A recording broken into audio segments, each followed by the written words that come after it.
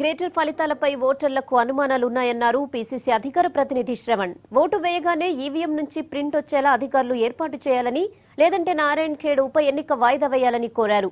Greater ఎన్నికల్లో ఈవీఎంలు tampering కు గురయ్యాయని ఆరోపించారు మాజీ మేయర్ బండ కార్తీకరెడ్డి. దీనిపై 150 మంది కాంగ్రెస్ అభ్యర్థులతో కోర్టుకు వెళ్తామన్నారు. జీహెచ్ఎంసీ ఎన్నికల్లో చాలా అంశాల పట్ల మాకు అనుమానాలు వ్యక్తమైనాయి. పెద్ద ఎత్తున ఎలక్ట్రానిక్ ఓటింగ్ మెషిన్లలో అవకతవకలు జరిగినాయి.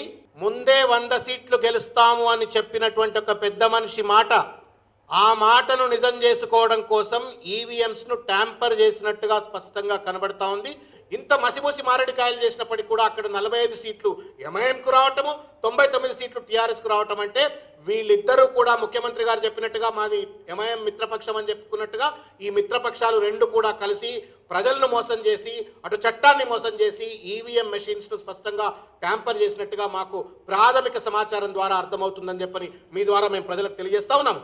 ఈరోజు 2 సంవత్సరాలనే దాదాపు 2 సంవత్సరాలనే టీఆర్ఎస్ పార్టీకి 99 రావడం అనేది పెద్ద క్వశ్చన్ మార్క్ నాకైతే. ఎందుకంటే ఎక్కడెక్కడైతే టీడీపీ బెల్ట్ ఉందో, ఎక్కడెక్కడైతే టీఆర్ఎస్ బెల్ట్ ఉందో, ఎక్కడెక్కడైతే కాంగ్రెస్ బెల్ట్ ఉందో అక్కడ కూడా రాని సంఖ్యను చూస్తున్నట్లయితే అనుమానం వ్యక్తం చేయాల్సిన అవసరం ఎంతైనా ప్రశ్నించదగ్గట్టు ఉంది. ఈ క్వశ్చన్స్ రేజ్ అవుతున్నాయి. తప్పకుండా దీంట్లో ట్యాంపరింగ్ జరిగిందనే నమ్మకం మాకు ఉంది.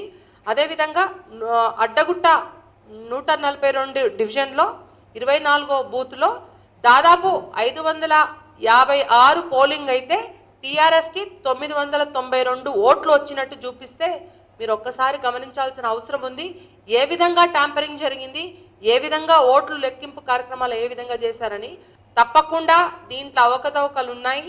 మేము దీన్ని లేవనెత్తి ఆ 150 డివిజన్స్లో ప్రతి ఒక్క క్యాండిడేట్ ఎవరెవరైతే దీనికి క్యాండిడేట్స్గా ఉన్నారో ప్రతి డివిజన్లో వాళ్ళందరం కూడా కలిసికట్టుగా ఈసీ గారికి కంప్లైంట్ చేయడం జరుగుతుంది. అదేవిధంగా న్యాయ పోరాటం మాత్రం తప్పకుండా చేయడం జరుగుతుంది.